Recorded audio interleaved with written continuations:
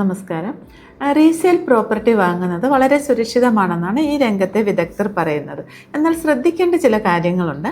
മറ്റേത് പ്രോപ്പർട്ടി പർച്ചേസിൽ എന്ന പോലെ തന്നെ ലൊക്കേഷൻ, അതുപോലെ മാർക്കറ്റ് വാല്യൂ, ഇതെല്ലാം വളരെ പ്രാധാന്യം അർഹിക്കുന്നു.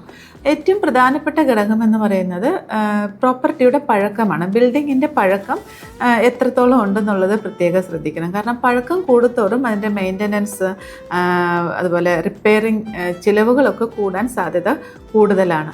അതുപോലെ അതിൻ്റെ ഇൻറ്റീരിയർ, അകത്തെ interior, electrical fittings, water fittings, drainage സൗകര്യങ്ങൾ, ഇതെല്ലാം നന്നായിട്ട് പരിശോധിക്കണം. അതുപോലെ തന്നെ ഈ പ്രോപ്പർട്ടിക്ക് ബാങ്കിൽ ലോൺ കിട്ടാനുള്ള സാധ്യതയുണ്ടോ എന്ന് പ്രത്യേകം നോക്കണം. കാരണം ലോൺ എടുക്കുകയാണെങ്കിൽ അതിൻ്റെ ലീഗൽ വശങ്ങളെല്ലാം ഈ ബാങ്കിൻ്റെ ലോൺ സെക്ഷനിലുള്ള കൺസൾട്ടൻ്റ് അതിൻ്റെ ലീഗൽ വശങ്ങളെക്കുറിച്ചെല്ലാം നന്നായിട്ട് പഠിച്ചോളും.